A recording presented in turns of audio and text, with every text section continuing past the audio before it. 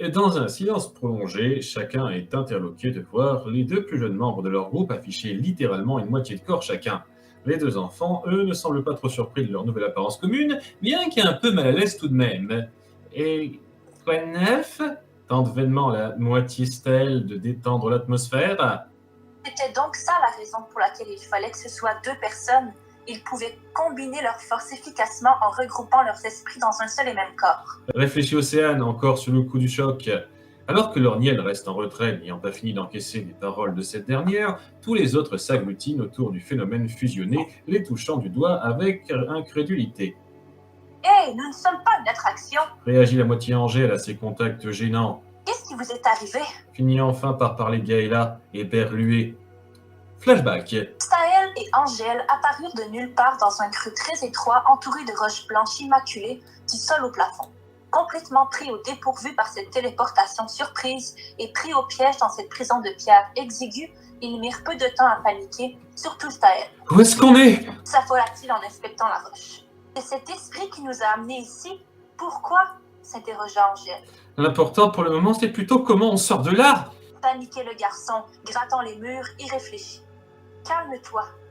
Angèle lui agrippa les mains et approcha son visage du sien pour le faire inspirer et expirer doucement, laissant peu à peu partir sa crise de claustrophobie abrupte. Tu as raison. Merci. Souffla-t-il. Il y a forcément quelque chose à trouver. Aide-moi à chercher un endroit creux, poursuivit-elle, pondérée. D'accord. Style commence à répondre à la question. Comme Océane l'a dit, l'esprit de l'hôtel nous a fait un petit discours, puis en... Une formule, il nous a fusionnés et a dit qu'on avait nos chances face à Baki désormais. Termine Angèle. Les deux adolescents sont surpris de s'entendre compléter leur phrase. Ils tentent de se regarder l'un l'autre, en vain vu leur situation. Il vous a dit ça? Réagit Semnia. Pas exactement. Il a mentionné le fils du mal et il a dit que c'était celui qu'on voulait défier, donc on... On a vite fait le rapprochement. Termine Staël à son tour. Cette dynamique de corps divisé prend tout le monde au dépourvu et crée une ambiance incertaine au sein du groupe. Chacun observe cette fusion, éberlué à sa façon. Semnia et Gaëla déconfites et inquiètes, Océane restreignant son excitation à la vue du concept, Lorniel réfléchit analysant le potentiel de ce développement, et Rocan cachant au mieux une pointe de jalousie et de doute face au grand pouvoir promis par cette entité. Et est-ce que c'est irréversible? Se préoccupe l'épéiste. Il suffit d'y retourner, dit Staël après quelques secondes, devançant de peu une Angèle hésitante. Êtes-vous sûr d'être de taille face à Baki? S'enquiert Rocan, intéressé pour des raisons peu nobles. Je peux m'en assurer, finit par intervenir Lorniel. Que voulez-vous dire? Demande Semnia. Durant notre combat, j'ai pu jauger la puissance de Baki. Il n'a pas démontré tout son niveau contre nous, mais j'en ai une idée approximative, explique le sorcier. Vous pourriez faire de même concernant... Comment on doit vous appeler? Réagit Océane, se tournant vers le corps mi-Staël, mi-Angèle. On n'y a pas vraiment réfléchi. Répond Angèle, un peu cynique. Alors, on se concentre et vous pouvez estimer notre force? Essaye de deviner Staël. Bien sûr. Et si vous vous concentrez assez fort, je pourrais même vous prédire l'avenir. Raille Lorniel, un peu cassant. Océane pouffe légèrement, mais se reprend vite, n'oubliant pas qu'elle est en phase de snobber le sorcier. La moitié Angèle se moque gentiment de la moitié Staël, qui se sent assez penaud.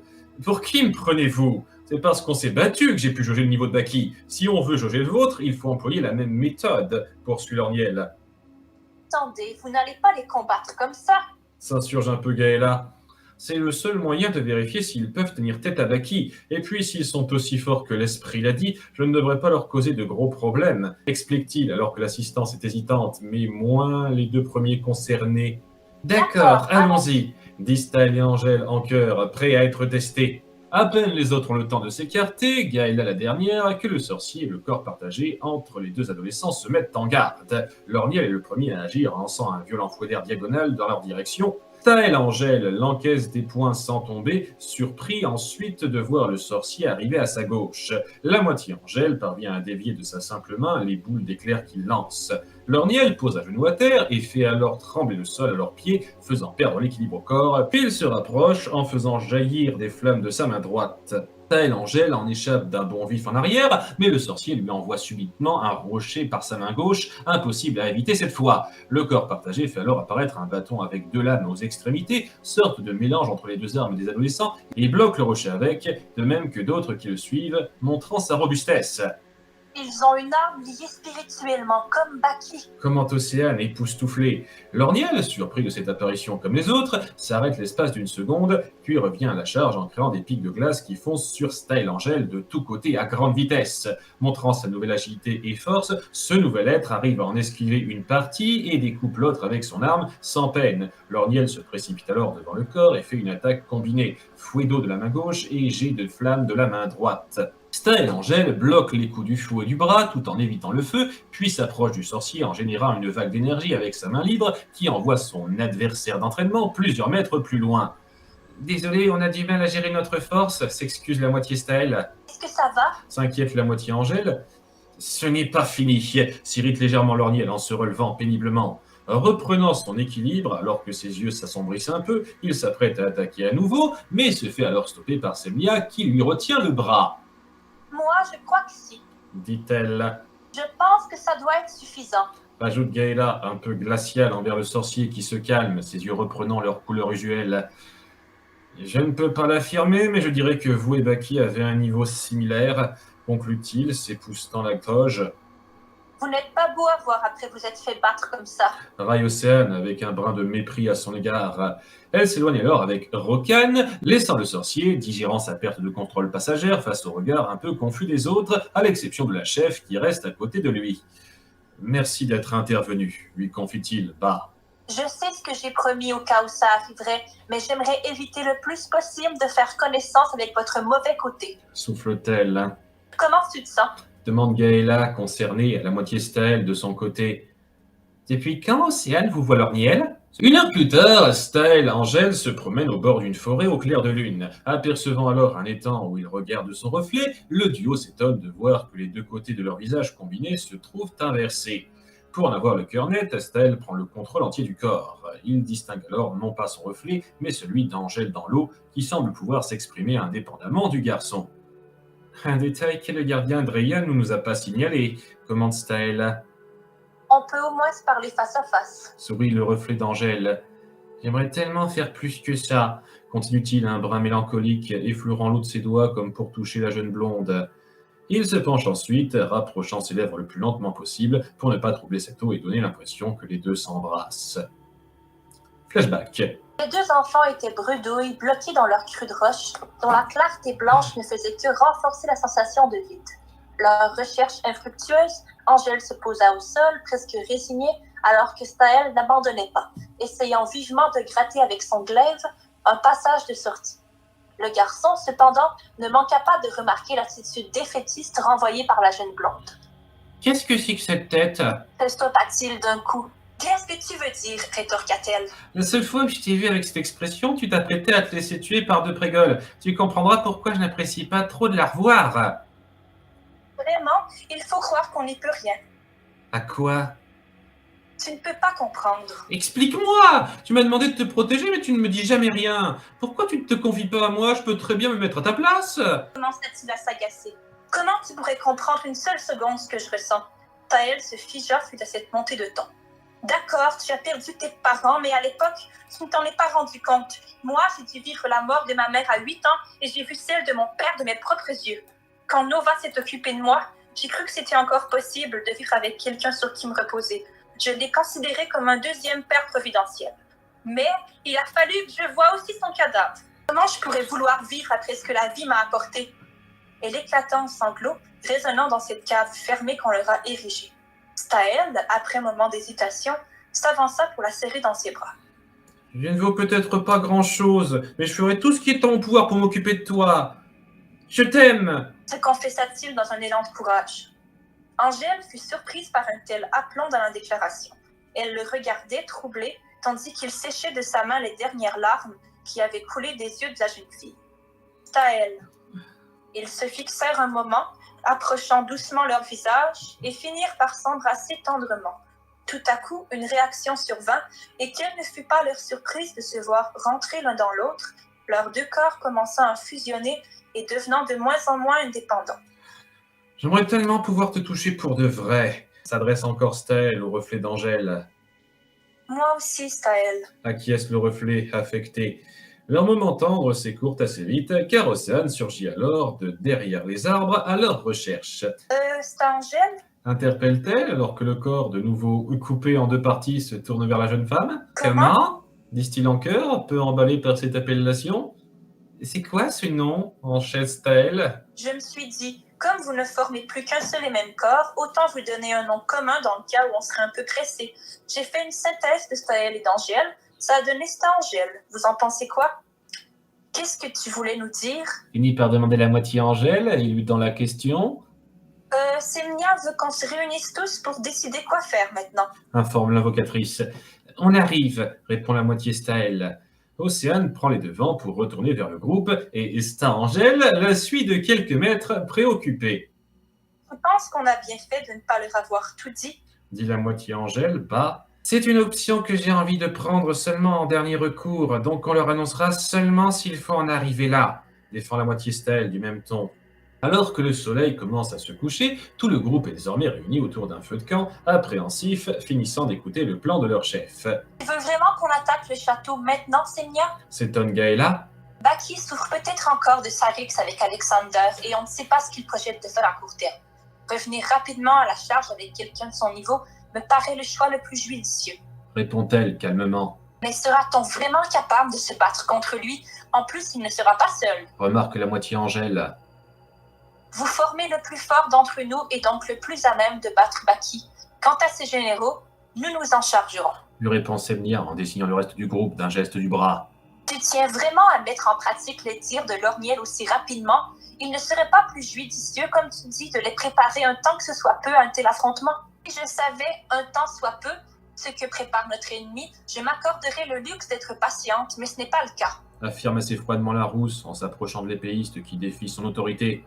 Ne crois pas qu'assouvir ta vengeance pour Nova le plus tôt possible te fera oublier ce que tu ressens en ce moment. Finit par lancer Gaëla. Semnia se fige et dirige sèchement son regard sur l'épéiste. Alors que la tension entre les deux femmes commence à couver, avant qu'une répartie de plus ne fuse, la moitié Staël intervient. « Je suis partant, dit-il déterminé. Tu es sûr d'y avoir réfléchi?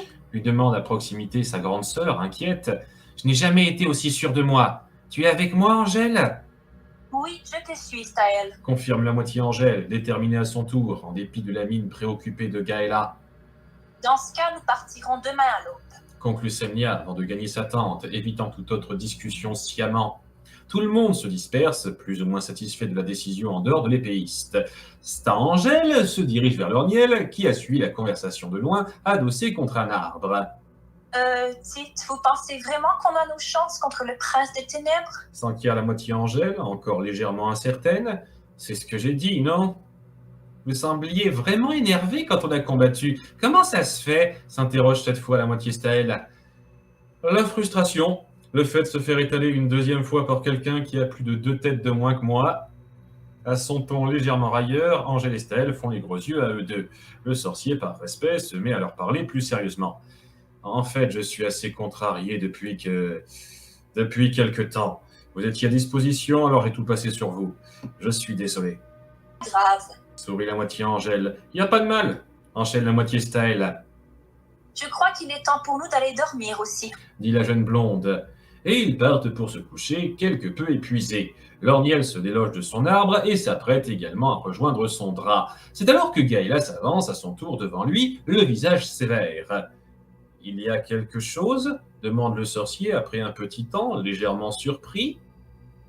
J'ai entendu votre conversation et il y a effectivement une chose que j'ai envie de vous dire. Si jamais vous essayez une nouvelle fois de lever ma main sur mon frère, avec ou sans son accord, je m'occuperai personnellement de vous et vos contrariétés ne seront pas une excuse valable. Répond-elle froidement avant de s'éloigner, laissant Lorniel déconcerté un court instant. On dirait que vous êtes de moins en moins populaire dans le coin, remarque Rokan, venant que quelques mètres derrière lui. L'impopularité ne donne pas automatiquement tort. Rokan, rétorque sèchement le sorcier. Océane m'a fait part de vos doutes à mon sujet. Je dois avouer que vous ne manquiez pas d'imagination. Vu la façon dont vous avez su lui masquer la vérité, je dois vous retourner le compliment. Qui pensez-vous qu'elle croirait entre vous, qu'elle connaît depuis seulement une semaine, et moi? Je ne sais pas exactement ce que vous manigancez, mais sachez que je vous ai à l'œil. Si vous faites le moindre mal à Océane, je n'en attendais malheureusement pas moins de la part de quelqu'un d'aussi borné. Soupire le traître transformé, restant dans les limites de son rôle, alors qu'Océane approche pour lui parler. Rokan, viens m'aider. Normalement, c'est à ton tour de préparer nos lits ce soir. Elle feint de ne remarquer le sorcier que maintenant. Ah, vous êtes là, Lorniel? Océane, on pourrait arrêter ce petit jeu, s'exaspère-t-il un peu, Je vous souhaite bonne nuit, Lorniel. expédie-t-elle en s'éloignant. Rokan la suit, se restreignant de pouffer de la situation en mettant la main sur sa bouche. Le lendemain, à la première heure du jour, le groupe se remet en marche d'un pas ferme. Le long chemin à parcourir à travers les plaines, sans jambes, sans plainte, les quelques groupes de monstres croisés se faisant détruire d'un tour de main par la compagnie désormais enrichie d'un double guerrier en un. Le voyage est sans véritable encombre, et dans l'après-midi, ils atteignent le château de Baki, vision familière pour certains, découverte pour d'autres. Waouh, c'est immense! Siffle à moitié Staël, légèrement époustouflé. C'est plus impressionnant que sous un cratère. Enfin, j'imagine, continue Rokan. Je pense qu'on aura le temps de s'extasier après s'être occupé de nos hôtes. Commente Semnia, montrant le nombre important de monstres qui sortent de l'entrée. Tous se mettent en garde. Stangel se lance sur le groupe imposant et le détruit à coups de puissants rayons d'énergie sortant de ses paumes, évitant aiguilles de Forignon et lames de Tullius avec grande agilité. Très vite, il ne reste qu'une douzaine de monstres présents qui, effrayés, se dispersent. Stangel crée alors des boules de lumière avec ses doigts, qui se dispersent elles aussi et terrassent les fuyards en 2 secondes. Le reste du groupe reste sans voix. Waouh! C'est Bobby Océane.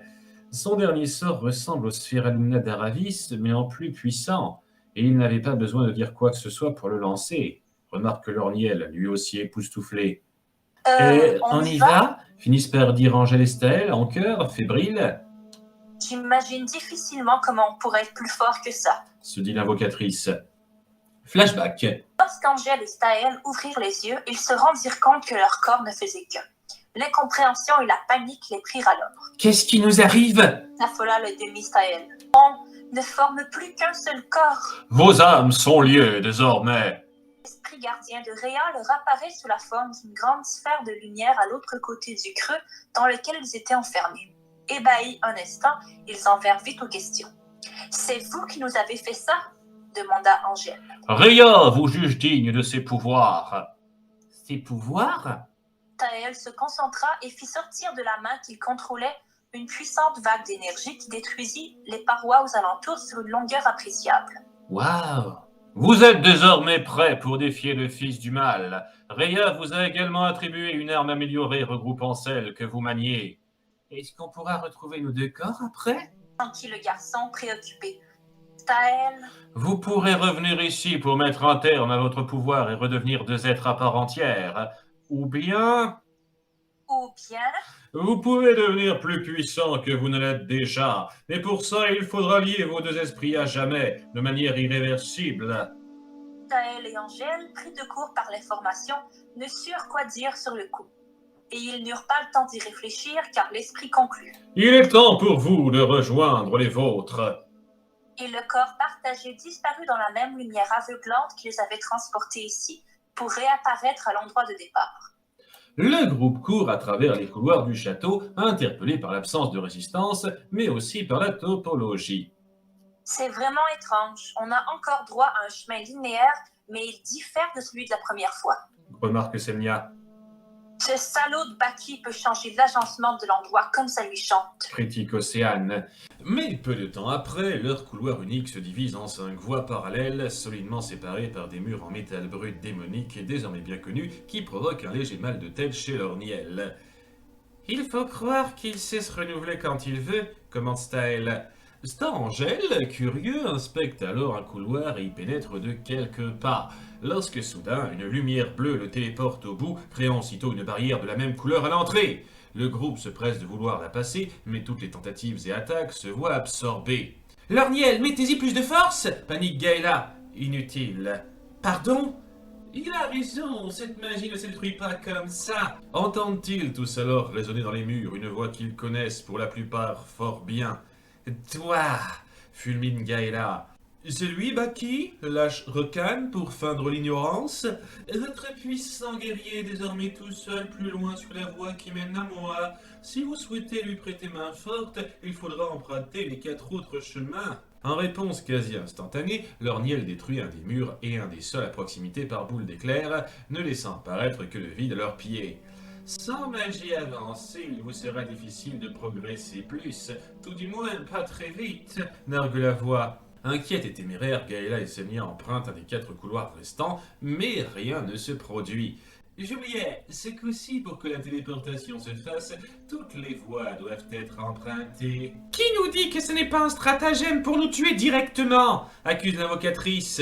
Oh, je vous en prie, je ne suis pas si vulgaire. De plus, si je pouvais vous tuer directement à distance comme ça me chante, je ne me serais pas embêté à pondre un piège aussi visible, vous seriez déjà mort. Chicane-t-il, moqueur. C'est votre choix, le grand héros élu lutte tout seul, ou bien vous participez? Et la voix disparaît alors, laissant un groupe hésitant. Baki a toujours voulu s'amuser en nous testant. Pour autant qu'il m'agace, je pense qu'il dit vrai et veut nous laisser une chance, finit par commenter Semnia en se déplaçant vers une autre entrée. Quoi qu'il arrive, je ne laisserai pas mon frère se battre seul, renchérit Gaëla, restant, elle, sur place. Alors que les 3 autres acquiescent, le sorcier se met à avoir de fortes craintes. Allons-y ensemble, Océane, lance ensuite Rokan. Je conteste cette décision, réagit vivement Lorniel. Quel droit vous vous en mêlez? Rokan et moi formons un duo très efficace, et je le vois mal se débrouiller seul, sans vouloir te vexer, Rokan. Rétorque à son tour Océane, toujours en froid avec le sorcier, qui ne sait que répondre en laissant l'invocatrice rejoindre celui qu'elle prend pour son vieux tuteur. Océane! Cette interpellation musclée force un peu la concernée à se retourner, incapable de faire totalement la sourde oreille à la mine très sérieuse qu'il affiche. Sois sur tes gardes. La clé de tout bon magicien est de savoir faire attention à ce qui l'entoure. Lui lance-t-il, le regard insistant de conviction, déstabilisant presque la jeune invocatrice. Prise de court face à ce conseil, elle ne répond pas et se place à côté de Rokan après quelques secondes à l'une des 2 entrées restantes. Lorniel, essuyant un moment d'hésitation et voyant la fébrilité ambiante chez les autres, finit par s'avancer dans le dernier couloir. Les voies étant toutes désormais empruntées, la magie bleue de Baki réagit à nouveau, transportant alors chacun d'entre eux à différents endroits. Gaëla apparaît dans une pièce entourée de cadavres organisés en piles sordides qui jonchent tout l'endroit. À peine a-t-elle le temps d'assimiler cette ambiance macabre que 2 d'entre eux se jettent sur elle et l'attaquent à coups d'épée qu'elle évite de justesse. Vous avez de bons réflexes, la loupe Lorias apparaissant derrière un des tas de corps. Lorniel apparaît dans un couloir de roche. Il entend de la musique au bout de celui-ci et alerte l'arpente au plus vite pour se retrouver dans une grande pièce où sont entreposés divers instruments de musique à cordes et à vent. Il voit au fond de cette pièce Molina qui joue de la harpe et qui l'observe d'un sourire presque hystérique. Océane et Rokan arrivent dans une pièce légèrement vétuste où sont entreposées de nombreuses armes en tout genre sur les murs dans une organisation assez chaotique. Bien, non seulement la personne qui occupe cette pièce doit être un peu dérangée, mais en plus elle n'aime pas faire le ménage, veut lui méditer. Remarque Océane en parcourant cette armurerie. Pendant qu'elle inspecte le coin, Rokan profite de son inattention sur lui pour prendre discrètement un couteau sur le mur et s'approcher lentement derrière elle. Semnia arrive dans le coin d'une pièce sobre, vide de tout, si ce n'est les nécessités basiques, bol, drap au sol, mais cela l'interpelle peu car elle aperçoit un griffu bien connu à l'autre bout, peu enthousiaste. « Bonjour, Semnia. » Lec! Commence-t-elle à fulminer. Dans une grande pièce d'allée cubique qui serait familière à d'autres, Angèle découvre un endroit inconnu. « Vous avez mis le temps !» Cette voix suffisante, les interpellant, provient d'un archer blond qui les observe de haut d'un coin surélevé, affichant le sourire narquois dont il a l'habitude. « Quoi de neuf ?» poursuit-il, un brin narquois. « Faiblenne !» commence à s'énerver Angèle, prenant le contrôle total du corps. Alors que ces 5 confrontations se mettent en place, Baki, installé sur son trône, a généré un écran magique pour assister à chacune des scènes sans en rater une miette. Exalté, verre à la main, il ne peut s'empêcher de lâcher un sourire franc. Quel spectacle commence!